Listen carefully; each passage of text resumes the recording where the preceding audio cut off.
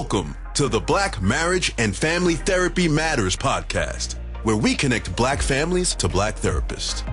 On Mondays, you will receive direct therapeutic support from a licensed therapist or professional connected to the mental health field. They will provide therapeutic and educational resources to help you have a healthier relationship with your family members.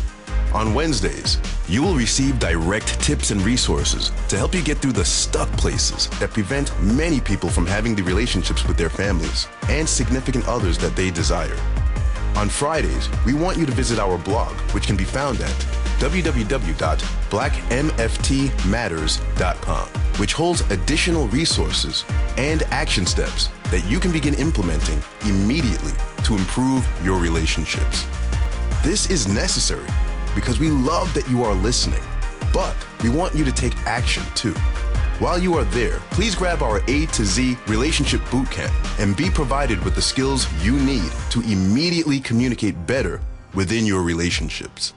Please note that while the therapists on podcasts are therapists, they do not serve as your therapist unless you have signed a confidential agreement with them confirming that relationship. Thank you in advance for listening, and we hope you are inspired. All right, it's time for the show. Here is your host, Dr. Connie Omari.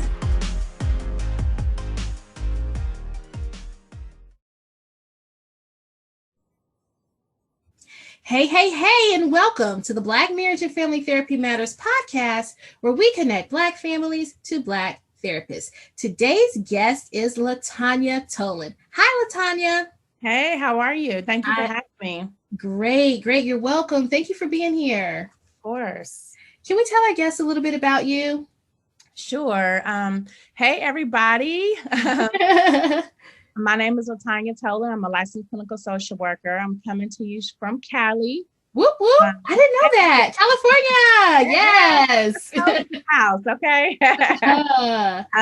I am the founder and CEO of Soul Care for Black Clinicians, where my team and I provide mental health therapy, coaching, consulting, additional wellness support, including support for organizations and that employ Black healers. So, excuse me, my definition of clinician and healer looks different than most, right? So tell us what that means. Yeah. So for me, typically in the world of social work, therapy, psychology, clinician is someone that has any of those degrees, right? And of course, I adopt that as well. But in addition to that, my definition of clinician is any person that is a healer. So that could mean, you are also a massage therapist, an EMT, a doctor, a nurse, anybody that is in the healing professions, and specifically Black healing Black healers. I got you. That's what we do. We focus all about you. I love it because when we're in that caretaking ability or capacity, we don't have a lot of people like yourself who are focusing on our needs. Absolutely. And the key is, go ahead, sis. Well, I just wanted to say one of the things that we do is we teach our clients you can't pour from an empty cup, but sometimes we're depleted and we're still trying to get it. Yeah, absolutely. You literally were right on my brainwave because I was going to say that very same thing. I said that same thing to my clients all the time. And as much as we give personally and professionally, we still have real life happening, right?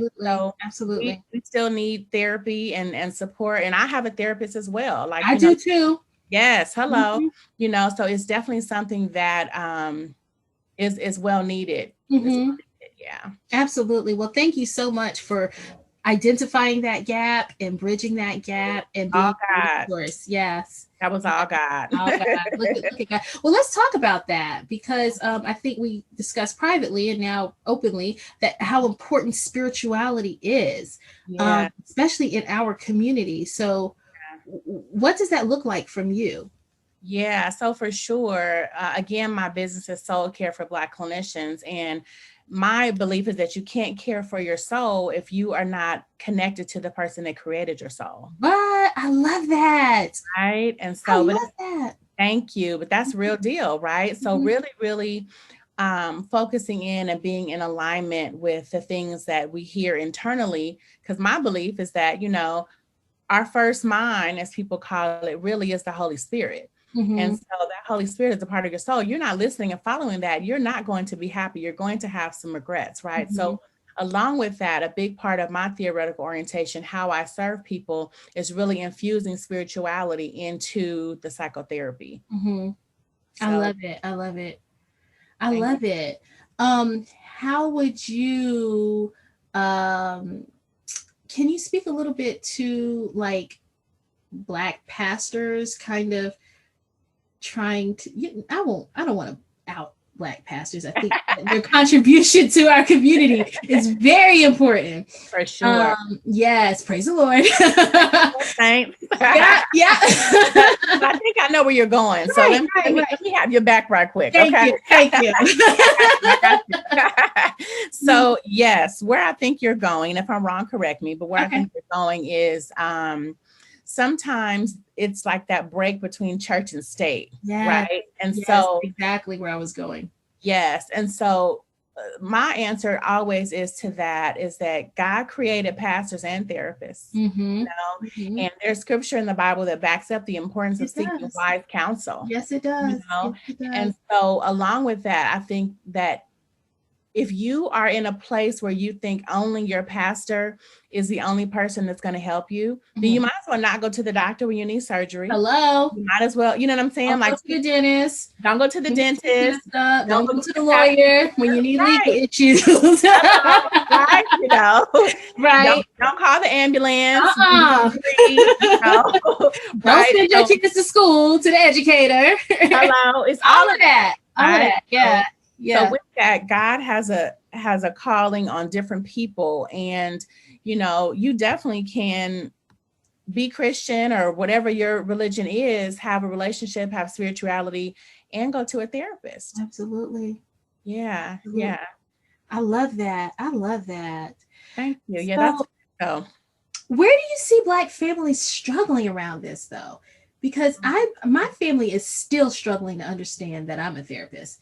And they think that, not knocking severe and persistent mental illness, but they think that that's the only population that I could possibly be working with. So I think we still in the Black community are still really, and I'm going to use the word suffering, from being connected to the fact that there's such a stigma around mental health. Like, I'm not crazy. And especially I think people probably from generations before us, oh, you know, Uncle so-and-so, he was crazy, you know, whatever. But it's like, you don't have to be crazy to go to a therapist. You just have to be a real person with real life going on. Absolutely. You know? So really, really changing your lens from, you know, worried about your ego and somebody thinking you crazy versus I just really need an objective person that is trained and skilled that I can speak to, that can support me right now with this life that I'm having to deal with right now. Because things happen, right? And so really, really moving away from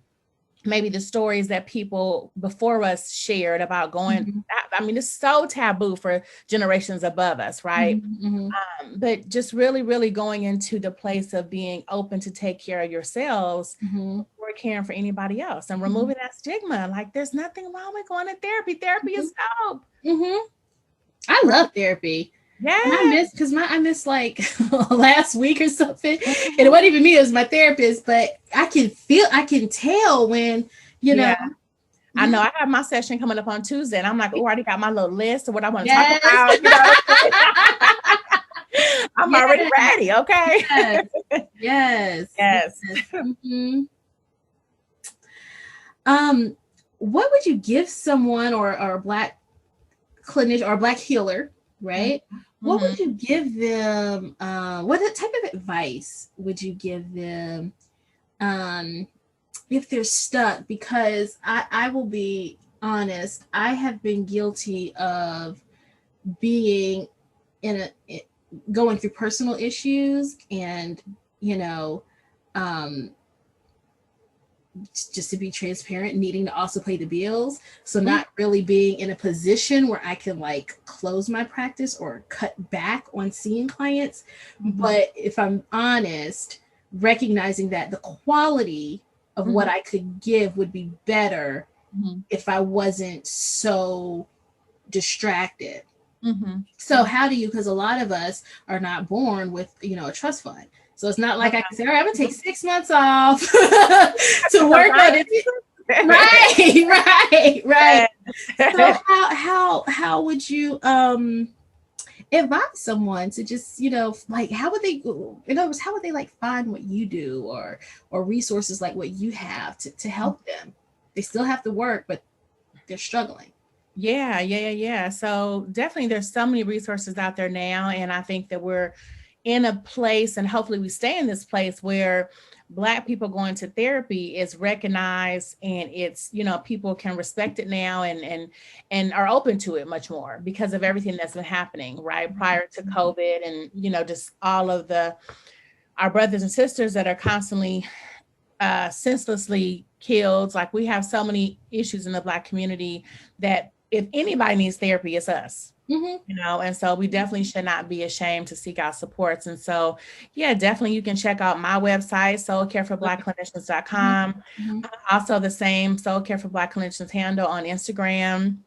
There's also other resources, like one I refer people to all the time is like Therapy for Black Girls. There's Therapy for Black Men, so there's a lot of different resources out there now. And you could even simply put into your Google search, Black therapist near me, and you'll be able to find, what you're looking for. Yeah, but definitely to your point of really needing to care for yourself and not being able to, and specifically being a healer of other people, my belief is that it's mandatory to take care of yourself, not just for you, but for your clients. You really need to bring your best self to the therapy room, which is why I think it's really valuable for therapists to also have a therapist. Right. It's priceless. Yeah. Us being, I gotta tell people all the time, me being a therapist doesn't magically mean I get to wave this wand and like life doesn't happen to me. I mean, I've had some horrible things happen, but I had to keep moving, and so with that, what do? You seek supports and you keep moving one foot in front of the other one step at a time, so, but yeah, definitely seek supports. There are a bunch of resources out there. A lot of us are coming out, there still is that stigma, but I think that a lot of us are coming out in droves at this point in therapy, to get therapy. We need it. We need it more than anybody. Absolutely. Absolutely. Are there any myths about healing and from Black healing perspective that you would like to debunk? Yeah, definitely. One thing is that I'm a therapist, so I don't need no therapist. Yes. I think that's a myth. Yeah. You can't therapize yourself, and a lot of us therapists, we have really close friends that are therapists. I have God, how many really close friends of mine that are therapists? Most of the people I talk to are therapists. That part, but they still cannot be my therapist. Right. And so I think that's a big myth, like, oh, I don't need therapy because I have a lot of therapists in my circle, or I'm a therapist, I know what to do. But you can't be your own therapist. Like, yes, there are some skill sets that you have that you can utilize in your own life. We all do that. But at the same time, you have to be able to be wise enough to recognize when there's a time where you may need a touch up, and that's okay. There's nothing wrong with that. Can you speak a little bit, if you don't mind, to the importance of also taking off your therapy hat, especially when you're not in practice? That's so good. Yeah. Definitely. I know I have some friends of mine that are not therapists, and it's so interesting because they'll always joke around and say, "Oh, I had to call you today for my therapy session." Right. I just laugh because I know that they're just joking, right? But it's like, no, my hat is all the way off. We have to have those boundaries, and not even just the boundaries with our clients in session, but boundaries in our personal lives. I can't be what I call, quote unquote, on all day long. I can't, so I think that really taking that therapy hat off and doing what feels good to you, being mindful of what is going to be good care for your own soul. Like, and an example of that is that because of what I do and the stories that I've heard for almost 20 years at this point, there are some movies I just won't even watch because it's too much like work for me. Oh, yes. There's some stuff that's just too thick and I don't want to deal with that, and so that's a way that I definitely take my hat off. Like, I like to really, really be fully focused and having a good time, laughing and feeling good. And if I'm watching a movie that feels like what I just clocked in or out to do, that don't work for me. Mm-hmm. You know, so that's a way to take your hat off, is just kind of being mindful about what you allow in your space outside of your therapy time. Mm-hmm. Yeah. I love it. I love it. I love it. Any resources or tools? I mean, well, you told us about the website. How do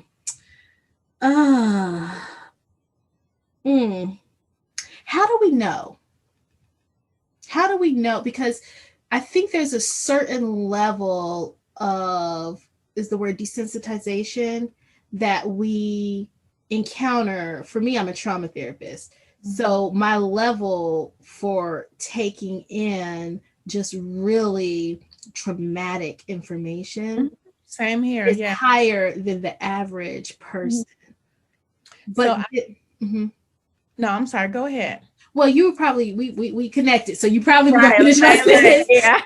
but you know, at what point do we know when we needed to get some help?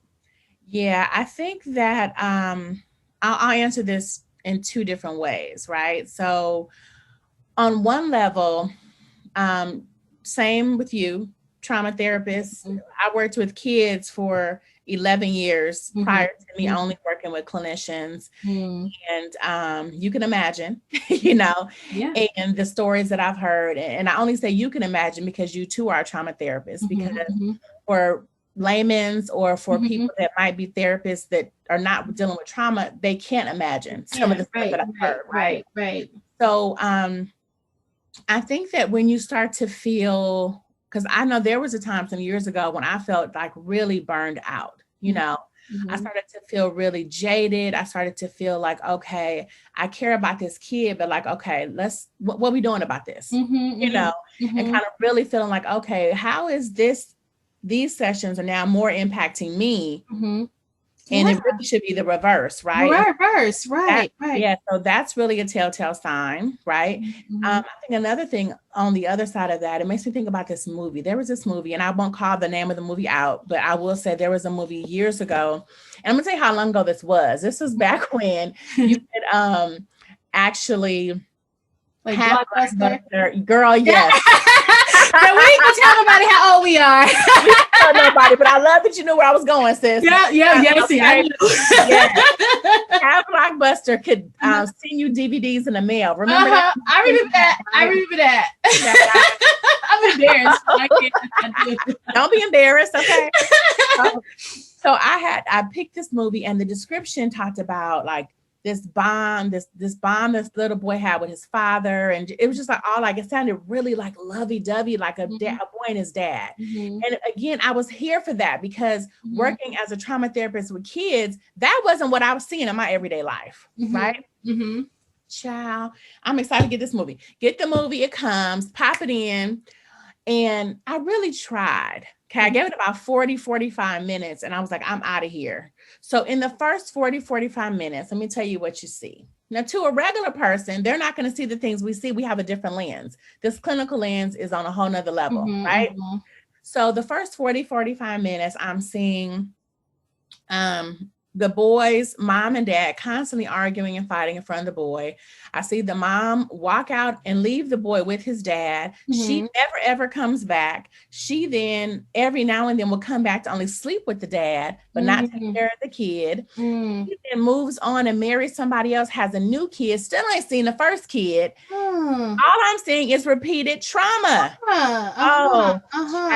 That's also how you know, like, okay, that was a really good sign for me. Like, I have to create I really need to be mindful about what I'm watching, even though it did not say that this was a traumatic movie. It was something totally you could see it meant something different for you. Yes. Well, so can we turn that off? You know, I think that we can. I think that there are times that I'm mindful about kind of where I am emotionally. Like there are times that I might watch something and I'm like, oh, child, I'm okay to watch it, but this is a lot, you know?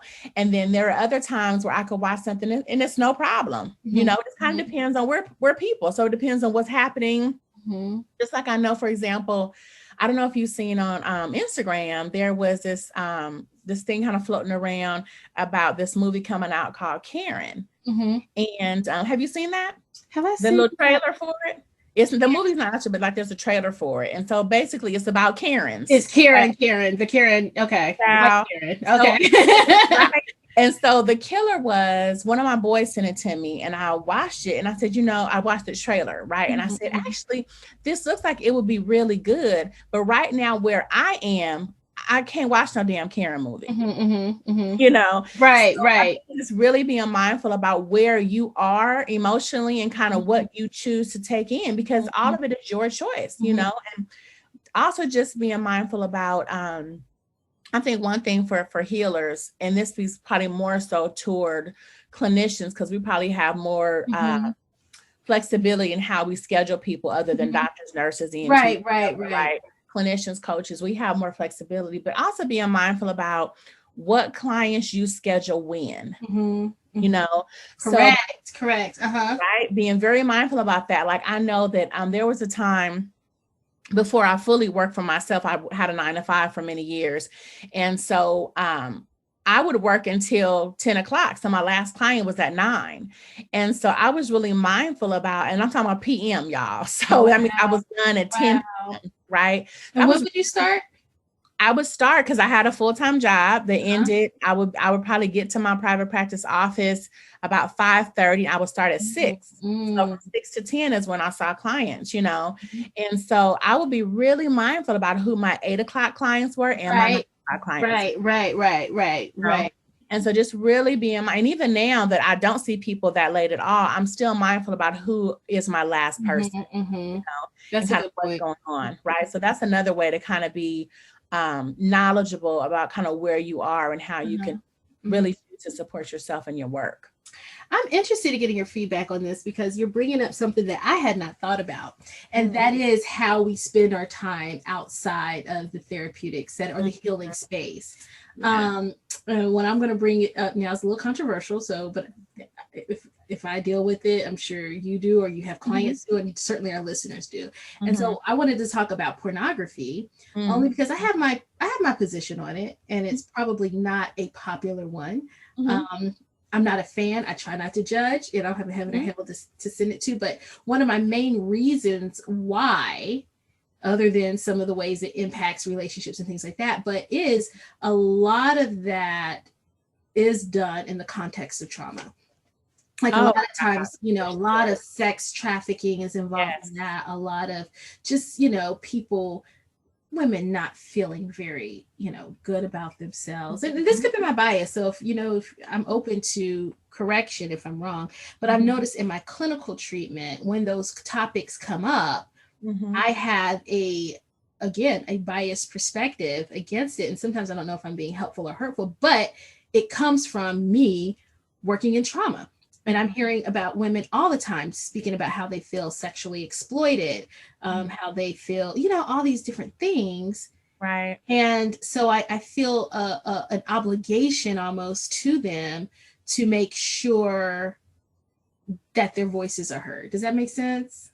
It does. And at the same time, I want to give you another perspective. Please. So, right. So we know as clinicians that our clients have the right to self-determination, right? And so I can't debate anything you said, because it's all facts, that a lot of it is rooted in trauma, right? But at the same time, the other perspective I want you to consider is that also because of trauma, there's another side to trauma. The other side to trauma. So let me put both of them out there. So the side of trauma that you're speaking out about specifically is they being sex trafficked, or maybe they're being abused and caught up in this life and that kind of thing, or navigated into this life without their consent, blah, blah, blah. Now, the other side to trauma is because, people have also been traumatized, have been abused, been sex trafficked, all of that. But now they're choosing to go to porn, because now it's my choice. I choose what I do with my body. So it's an empowering tool. It's an empowering choice. Yes.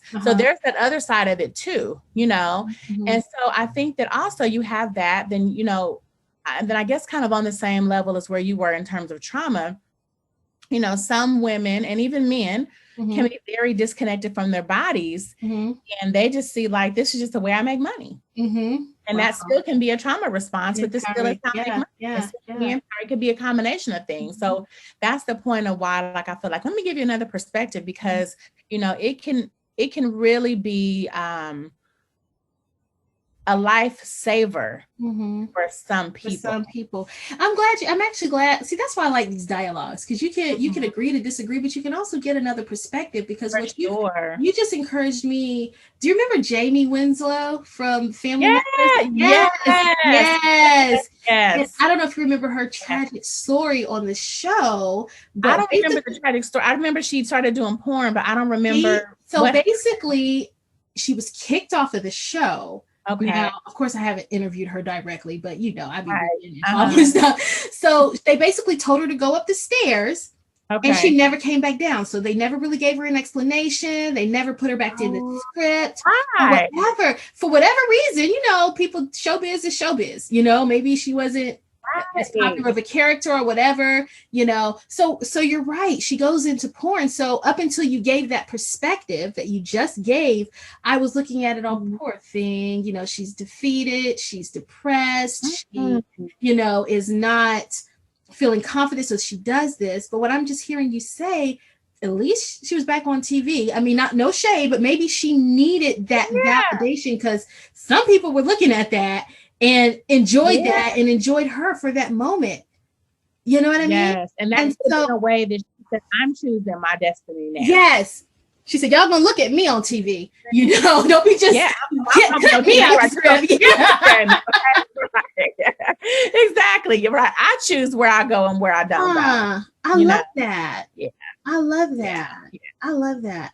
And to be honest, now you're just pushing me even further, because even as helpers, right, we are healers, we still have behaviors that are not good. I know I eat too many cookies and potato chips, you know what I mean? So right. Okay. Right. So that's the up and down saga. I love my chocolate. Okay. So I understand. Yes. I don't know why I started with cookies. My weakness is chips. Like, if I could eat a bag of chips every day, like every day, I could eat it all day, really. Oh, wow. See, I'm the reverse. So you the salty, I'm the sweet. Because bring me on my chocolate, bring me on my brownies, you know. Yes. So I think it's good that people hear this, because even from us, when we are in the position to encourage these positive, you know, behaviors and stuff, we still have our weaknesses. We're still human. We're still human. It doesn't, you know, all these degrees and all this experience, you know, doesn't mean that I'm still not human. Doesn't mean that my life does not continue to rotate outside of the walls of me being a therapist. Absolutely. LaTanya, are there any myths that you'd like to debunk about healing in the Black community? Yeah, I think, you know, kind of along that same line is like, just because I'm a therapist doesn't mean that I can be my own therapist. You know, and just because, you know, yes, I'm Black and I'm a strong Black woman doesn't mean that I might need some support. And needing support doesn't mean that you're weak. Honestly, I think it makes you that much more strong because you're seeking support, you know? And I think another myth is that we have to put up with a lot of crap in order to prove how strong or how down we are. I love it. And that's not true either. That's not true. It's not. No, that's not true either. We can set limits, have boundaries, and be strong in those because we respect ourselves and love ourselves. There's nothing wrong with that. I love that. All right. So, well, now we're going to transition real quickly for a portion of the show. It's called What's Good. It's nice and simple. I give you a hypothetical situation and you give me feedback for how that person can treat it. You ready? Okay. Sure. Right. Meet Susan. Susan is a caregiver without credentials. Susan has two elderly parents in their 80s, at which point she took care of both of them until they died. And in her effort to compromise, you know, to take care of her elderly parents, she could not go to school. She could not get a professional job or any of that because the demands of her parents were so intense. Once her parents died, she's decided that she wants to re-enter the education force, but she really is dealing with a lot of resentment and frustration. But her passion keeps leading her to the healing field. How would you recommend she get started? So first, I think that it's important that she realizes that although your passion may be leading you to the healing field, it would be very unethical and inappropriate for you to start to try to heal other people and you yourself have not worked on your own healing. Good point. So, right. So first, I would definitely say that she needs to go to therapy. Doesn't mean that she can't start her schooling. I definitely think she should start her schooling, start getting educated, right?